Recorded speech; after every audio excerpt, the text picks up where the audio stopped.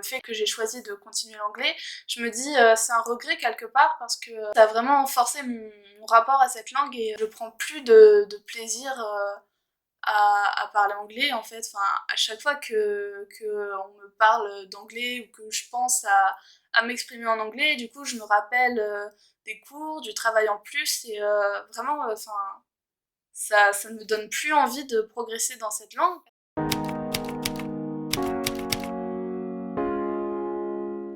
Déjà, enfin, moi je venais, ouais c'est un peu un cliché, mais je venais d'un lycée, un lycée du coup avec plein de spécialités artistiques. Il y avait théâtre, musique, danse, art plastique. Et donc du coup c'était un spectacle avec des jeunes assez ouverts d'esprit sur plein de débats différents.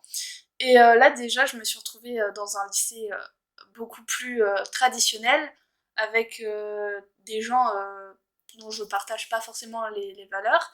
Et je sais qu'au bout des premières semaines, je me suis dit, mais en fait la prépa c'est vraiment un milieu hyper misogyne.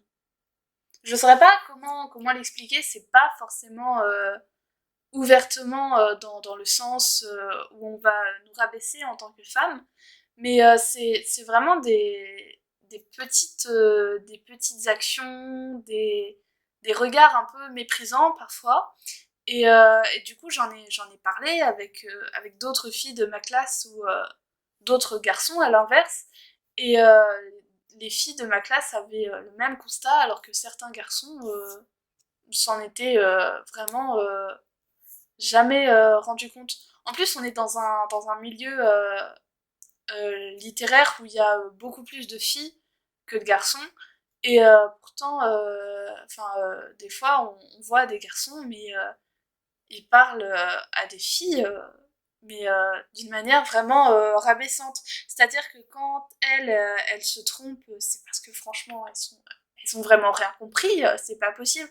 Et eux, s'ils se trompent, c'est parce que c'est vraiment compliqué, c'était une faute d'inattention. Enfin, ce genre de petites actions. Et, euh, et même parfois dans le corps enseignant, dans l'équipe pédagogique, parfois il y a des hommes assez âgés, assez vieille école, qui effectivement ont un regard sur les jeunes femmes en prépa assez, assez dégradant. Je sais que j'avais une amie qui avait du coup des difficultés en prépa, mais parce qu'elle avait des troubles du sommeil avec un certificat médical. Et le proviseur adjoint, dans un de ses rendez-vous qu'il avait pris avec elle, parce que souvent il prend des rendez-vous avec des élèves qui ont des absences pour discuter avec eux, il disait mais oui, je pense pas que ce soit à cause de vos troubles du sommeil que vous ayez ce genre de difficultés. Je pense vraiment que c'est parce que vous êtes une jolie jeune fille, voilà, vous avez un joli corps, et vous êtes déconcentrée par les garçons. Vous devez sûrement avoir un copain, non? Enfin, ce genre de remarques totalement déplacées. Et Ok. ouais, voilà. Encore aujourd'hui. Encore aujourd'hui, exactement. Et Et ça semble totalement est-ce normal. que tu est-ce que tu parles à des gens d'autres prépa? Est-ce que c'est lié à Molière, peut-être qui est plus traditionnel, ou c'est globalement? Ou tu sais pas?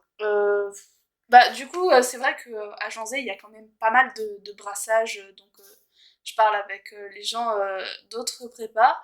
Euh, je sais pas, je pense que c'est pas un cas isolé. Après, je pense qu'il y a quand même des prépas qui sont un peu plus qui font un peu plus attention à ces sujets. Et c'est vrai que Molière, c'est quand même une prépa assez traditionnelle, je dirais. Euh, mais je pense pas qu'on soit la seule prépa qui se prenne ce genre de remarques. Et même parmi les élèves, parfois, il y en a qui regardent vraiment les femmes qui font des études avec dédain.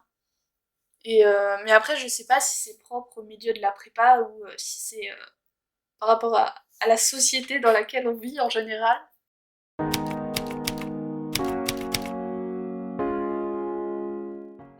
Ces derniers temps, là, franchement, j'ai hâte qu'on soit en vacances parce que ça fait 5 semaines, je crois, qu'on a repris et je commence à les sentir passer. Enfin, c'est vrai que la prépa en général, c'est un marathon et ça demande de l'endurance. Et donc là, ça fait 5 semaines, donc je suis assez fatiguée. Il reste les 2 dernières semaines. Euh, je sais que ces derniers temps, je suis assez frustrée au niveau de la prépa parce que du coup, je me suis pris pas mal de remarques de différents professeurs dont j'aurais préféré me passer. Je sais que là, mais en plus, c'était il y a déjà quelques semaines, j'ai eu une colle de philo qui s'est très mal passée, où la prof m'a dit que j'avais absolument pas ma place en prépa, que j'avais pas le niveau de passer en Cagne, j'avais fourni aucun travail. Et elle m'a même dit que à ce niveau-là, il valait mieux laisser ma place à quelqu'un d'autre parce que du coup je gâchais une place à quelqu'un qui l'aurait plus mérité et que même il fallait carrément que j'arrête les études parce que ça se voit que je perdais mon temps et que je devrais l'utiliser à faire quelque chose de plus utile. Donc assez violent quand même comme commentaire et très peu constructif parce que cette dame pendant 10 minutes m'a dit du coup que j'avais complètement raté ma colle, que je ne respectais absolument pas la méthode, mais elle a été incapable de me dire où étaient mes erreurs ou qu'est-ce que je pouvais faire pour m'améliorer. Parce que je peux comprendre que je fasse des erreurs, hein. Je suis une élève, je suis là pour apprendre, et n'importe qui fait des erreurs, c'est humain. Mais dans ce cas-là, qu'on m'explique comment progresser, parce que c'est ça aussi le principe de la prépa. On se prépare un concours, donc on est là pour progresser. Et ce serait tellement plus utile et plus constructif et tellement moins violent que les professeurs soient bienveillants et nous expliquent comment faire pour progresser, plutôt que de continuellement essayer de nous casser. Ça, tu le Voilà. ressens. Ouais, je le ressens. Et j'ai l'impression que en fait, la prépa, c'est continuellement un écrémage où on essaie d'écarter au maximum les élèves qui pourraient ne pas réussir les concours, parce que du coup, moi dans ma prépa, du coup, c'est une prépa, c'est pas la prépa la plus, elle est pas sur le podium, mais c'est quand même une prépa plutôt bien classée, je pense, et dans laquelle souvent on a 3, 4 admis à l'ENS chaque année. Et donc, du coup, on sent que les profs ont à cœur de monter dans le classement au maximum. Et donc, du coup, je sais qu'en début d'année, on nous donnait beaucoup de travail à rendre, du coup, pour essayer d'écarter les élèves par la charge de travail. Et du coup, c'est vrai que les premières semaines, il y en a qui sont partis parce que ça leur convenait pas. Et maintenant, j'ai l'impression que on essaie d'écarter les élèves, mais beaucoup plus sur le mental. C'est-à-dire, on fait un tri, vraiment de savoir s'ils ont les épaules, s'ils ont la force psychologique de continuer à venir en prépa malgré les commentaires rabaissants. Je trouve ça vraiment révoltant. Après, je veux quand même ma place en Cagne, donc c'est pas moi qui vais me mettre à crier contre la prof. Donc c'est vraiment très frustrant parce que dans ce moment-là, on n'a pas d'autre choix que de serrer les dents et d'attendre que ça passe. Parce que et je me souviens, enfin, ça m'a frustrée le soir, j'arrivais pas à dormir tellement j'étais en colère contre cette personne parce que vraiment, les professeurs en prépa savent qu'ils sont en position de pouvoir et parfois ils en jouent, c'est-à-dire ils savent que à la fin de l'année, c'est à eux que revient la décision du coup de sélectionner ou pas notre dossier pour aller en Cagne. Donc si jamais je m'étais énervée, elle aurait très bien pu du coup dire c'est pas la peine de venir pour l'année prochaine. Euh, donc en fait on peut vraiment rien faire. Et c'est encore plus frustrant parce que enfin je me sens pas en tort, moi j'ai rien à me reprocher, contrairement à ce que ma prof a pu me dire.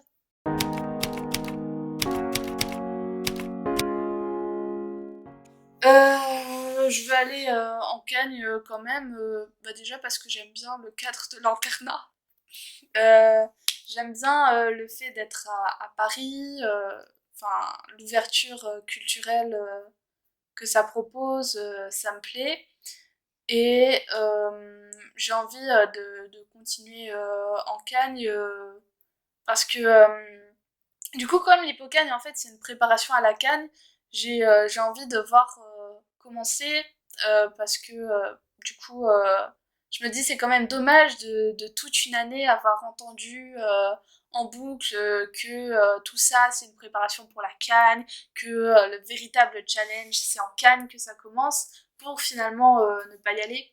Et puis aussi, même si j'ai pas envie d'aller à l'ENS, j'ai quand même envie de tenter les concours juste pour voir ce que ça fait comme challenge personnel. Même si je sais que je vais pas me donner à fond comme quelqu'un qui voudrait à tout prix aller à Ulm ou à Lyon, juste pour voir où c'est que ça va me mener. Parce que même si je me plains, j'ai quand même rencontré des personnes incroyables de plein d'horizons différents en prépa, que ce soit les élèves ou même certains professeurs. Enfin, il y a certains professeurs dont le parcours est très inspirant et qui, eux, sont vraiment du côté des élèves, à essayer qu'on tire un maximum profit de cette année, peu importe qu'on choisisse d'aller en Cagne ou d'aller en université ou d'aller prendre des cours de salsa à Madrid. C'est vrai que nous, les profs, nous disent que la fonction première de la prépa, c'est de nous mettre à niveau pour qu'on ait le maximum de chances de passer les concours. Mais après, donc du coup, je l'ai dit, mon lycée, il y a en général 3 4 admis à l'ENS. Et quand il y a 4 admis à l'ENS, c'est que c'est une bonne année, quoi. Donc déjà, je me dis que j'ai pas cette pression qu'ils peuvent avoir par exemple à Henri IV, où presque toute la classe est prise. C'est-à-dire que si jamais j'ai pas l'ENS, bah, je vais pas être le vilain petit canard, ça va pas être la fin du monde.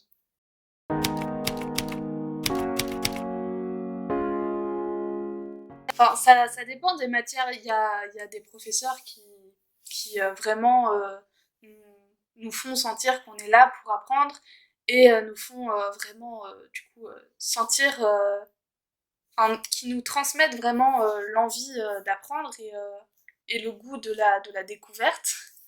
Mais après, je sais que il y a des profs qui vraiment sont à fond NS.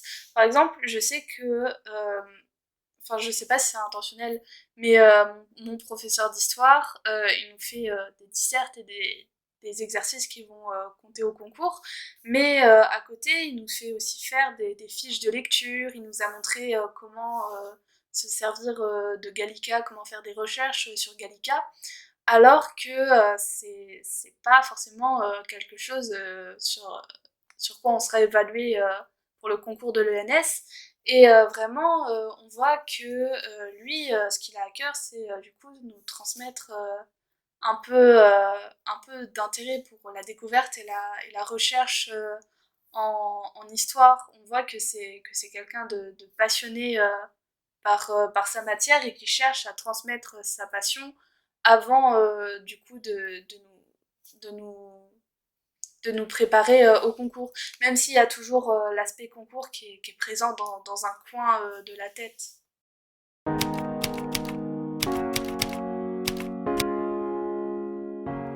Il y a eu des moments où ouais, je regrettais. Il y a des moments, c'est dur quand on a passé une mauvaise journée, que le soir, on se retrouve tout seul dans sa chambre, ou que on a nos parents au téléphone, mais que du coup, on peut pas. C'est tout bête, mais qu'on puisse pas prendre sa maman dans les bras, par exemple, ou que au téléphone, on leur parle, mais enfin, on a l'impression que communiquer par téléphone, c'est quand même difficile, c'est pas la même chose que communiquer en vrai.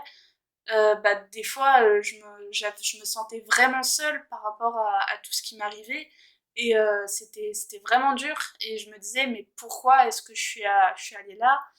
Et en même temps, je suis assez fière parce que je me dis que même si ça me faisait peur de partir seule comme ça à Paris pour faire des études compliquées, c'est quand même quelque chose que j'ai réussi à affronter.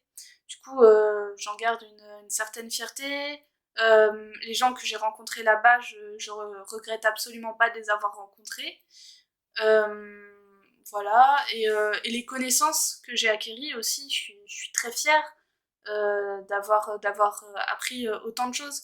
Même si il y aura toujours quelqu'un pour me dire que c'est pas assez, je regarde vraiment tout le chemin que j'ai fait depuis septembre et, euh, et je suis fière de moi parce que même s'il n'y a pas forcément les profs qui sont là pour l'admettre, moi je sais que j'ai fait des progrès et je suis extrêmement fière de moi-même. Et c'est aussi ça qui m'aide à tenir, c'est que peu importe ce que les profs disent, je suis fière de ce que j'ai fait et ça, personne ne pourra me l'enlever.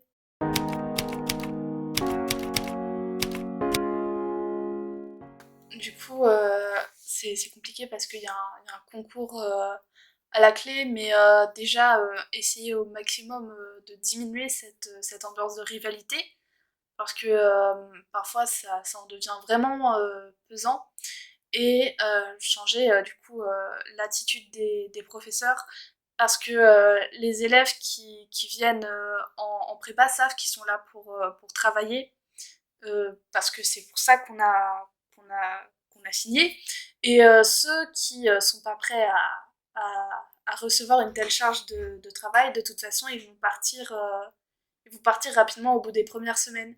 Mais vraiment, ce qui changerait, ce serait que les professeurs reconnaissent qu'on s'investit dans notre travail, que les élèves c'est pas des incapables, ce sont pas des feignants, ce sont pas des bons à rien, ce sont pas des gens qui viennent là en touristes, parce que les touristes, ils partent rapidement en début d'année, et que souvent, c'est des gens qui donnent de leur temps pour progresser, et que parfois c'est dur. Vraiment, en fait, ce qu'il faudrait, ce serait que les professeurs admettent que c'est dur, parce que la prépa, c'est quand même un milieu vachement fermé. Ça représente une toute petite portion des étudiants, et c'est une formation qui attire de moins en moins, j'ai l'impression. Et j'ai remarqué que c'est assez compliqué de parler de la prépa avec les gens qui font absolument pas prépa. Parce que quand on parle de la prépa, tout de suite les gens disent mais pourquoi est-ce que t'as voulu faire ça? Ou alors ils comprennent pas forcément la charge de travail et la charge de stress qui accompagne la prépa. Donc vraiment le seul endroit, le seul moment où on peut échanger sur la prépa, c'est avec d'autres élèves ou avec nos professeurs. Et si tous les élèves se voient comme des potentiels ennemis, et si tous nos professeurs, du coup, nous rabaissent et nous font nous sentir mal en disant qu'on n'en fait pas assez, on a vraiment nulle part où en parler. Et du coup, c'est de là que naît le mal-être de la classe prépa. Et c'est vraiment grave. Parce que parfois, ça peut conduire à des issues dramatiques. Pourquoi aller en classe prépa? Pourquoi subir tout ça? Bah, du coup, déjà, parce que c'est pas normal de subir tout ça, donc continuer d'aller en classe prépa, mais dans l'espoir que ça change. Et puis, enfin, aussi parce que c'est quand même une culture, ça nous apprend vraiment à nous organiser. C'est la prépa, c'est une charge de travail, mais en même temps, ça va nous servir plus tard parce que du coup, après le travail, ça nous fait plus peur.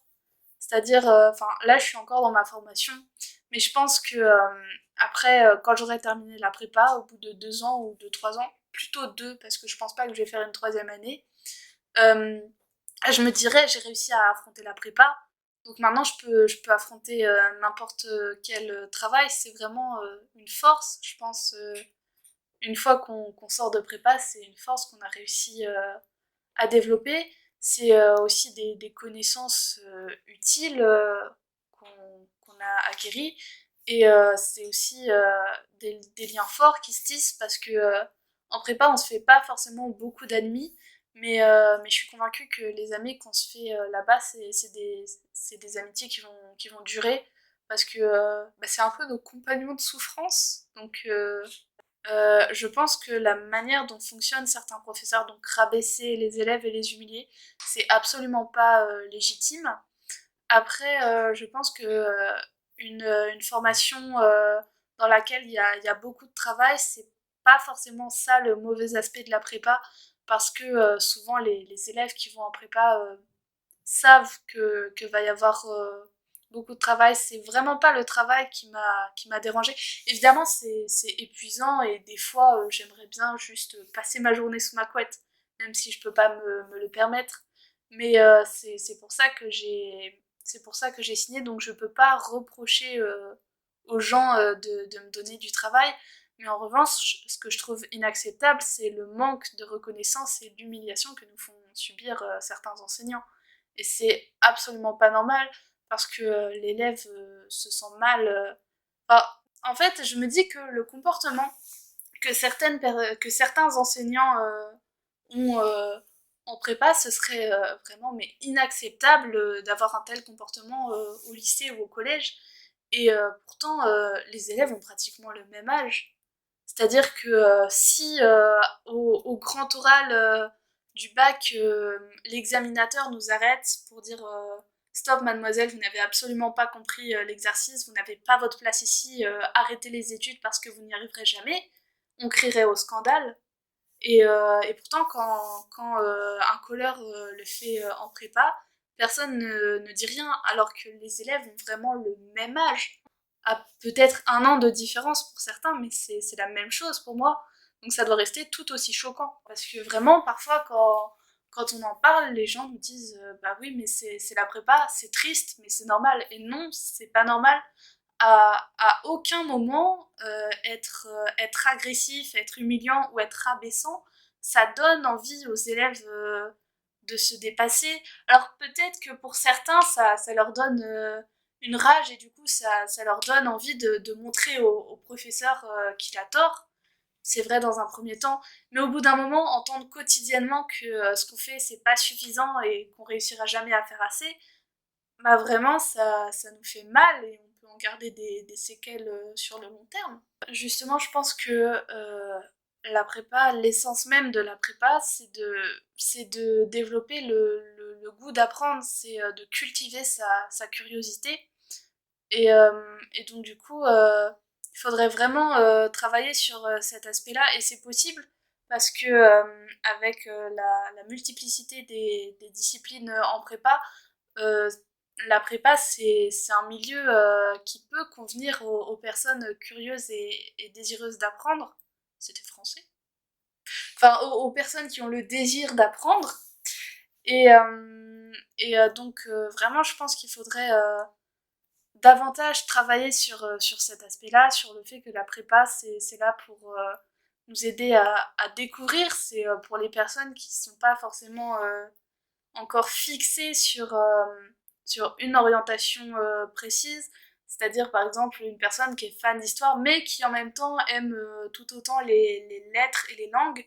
À la prépa, ça permet de continuer à entretenir toutes ces connaissances en même temps, même si du coup c'est un investissement conséquent. Donc je pense que la prépa parfaite, ce serait la prépa qui cultiverait du coup cette envie d'apprendre et qui permettrait aux élèves aussi d'entretenir du coup cette curiosité. Donc la prépa, c'est pas forcément quelque chose qui va te prendre tout ton temps et toute ton énergie. C'est une formation qui accepte aussi qu'à côté tu sortes le soir pour aller au théâtre, pour aller à l'opéra, pour aller voir la dernière exposition au musée, ce genre de choses. Et je pense que vraiment c'est quelque chose de complémentaire à la culture. La prépa, ça peut pas fonctionner si à côté tu n'entretiens pas ta culture, si tu ne sors pas pour aller voir des films au cinéma, si tu vas pas voir les dernières expositions. Je pense que c'est vraiment des choses complémentaires et que sans ça, bah, la prépa, ça perdrait de toute sa saveur. Et il faudrait que du coup les enseignants le reconnaissent, que les gens qui sortent à côté de la prépa, c'est pas des feignants, c'est pas des gens qu'on rien compris à leur formation, justement. Et même au contraire, c'est des gens qui ont compris qu'ils ont besoin d'enrichir leurs connaissances personnelles pour mieux réussir en prépa. Tu gagnerais à avoir moins de devoirs, plus de temps libre, personnellement et même pour la prépa. Je gagnerais à avoir moins de pression parce que souvent mes devoirs, je peux les faire, mais les profs nous mettent une telle pression à nous dire que tout ce qu'on fait, c'est pas assez et qu'il faut en faire vraiment plus, que du coup, des fois, vraiment, je m'enferme dans mon travail et je fais du travail qui est pas forcément nécessaire et dont je pourrais me passer.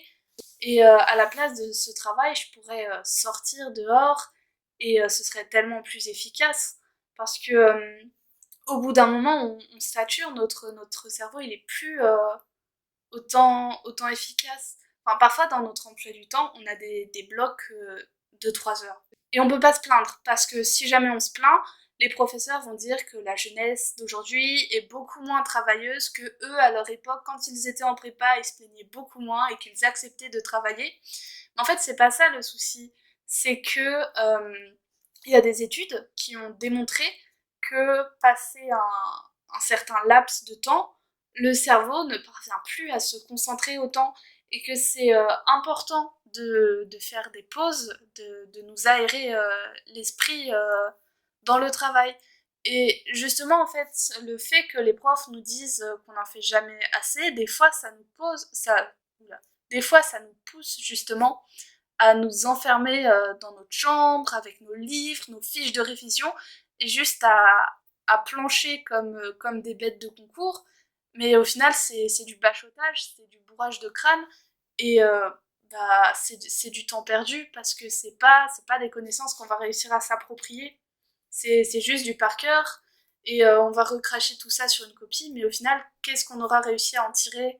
Bah, pas grand chose. Alors que je pense que justement faire les devoirs faire les devoirs qui nous sont demandés et s'accorder le droit à côté de faire des pauses pour aller au musée, pour aller au cinéma ou au théâtre. C'est pas du temps perdu, c'est pas du temps aspiré par exemple sur nos téléphones, à scroller sur les réseaux sociaux. C'est vraiment une manière de faire une pause, de nous aérer l'esprit, et en même temps, c'est bénéfique et c'est utile. C'est pour ça d'ailleurs qu'on a un pass culture en fait.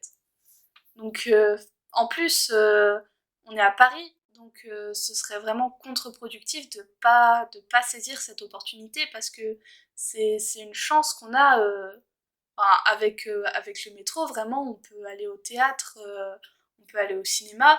Et moi, j'ai envie de profiter de cette chance au maximum parce que je viens de Normandie et sans alimenter les clichés, dans mon village, il n'y a pas de transport en commun tout de suite. Si jamais je voulais aller au théâtre, c'était une organisation parce qu'il fallait une voiture, donc fallait quelqu'un pour me conduire. Ici, j'ai beaucoup plus d'autonomie et si les profs nous font culpabiliser à vouloir sortir dans des musées, bah du coup je vais gâcher ma chance et je vais pas entretenir ma culture et c'est dommage, vraiment c'est dommage. L'internat c'est comme les musées du coup, c'est-à-dire que je rencontre des gens qui ont absolument rien à voir avec ce que je fais et des fois vraiment mais ça fait tellement de bien de discuter avec des personnes qui n'ont rien à voir avec mes études. Les gens qui sont en filière scientifique, enfin, des fois c'est... Même si j'aime pas trop les maths, des fois c'est tellement relaxant de parler d'autre chose que de Julien Gracq et de Roland Barthes.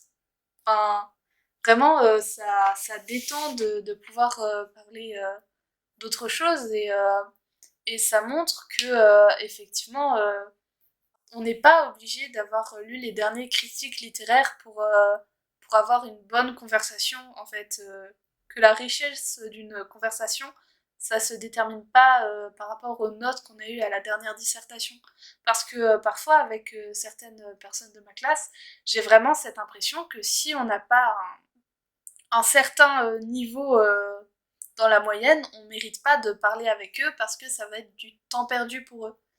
Et, euh, et parfois, j'ai vraiment de la peine pour ces personnes parce que je trouve qu'elles ont vraiment une vision très étriquée du monde. Et je me dis, mais ça doit être tellement triste de vraiment, du coup, vivre dans sa bulle seulement pour la prépa et pas pour la richesse des connaissances. Et en même temps, je pense que du coup, ces personnes, quand elles me regardent, elles doivent se dire, mais c'est quoi cette folle? Elle a vraiment rien compris au concept de prépa. Ça me fait rire un peu parfois.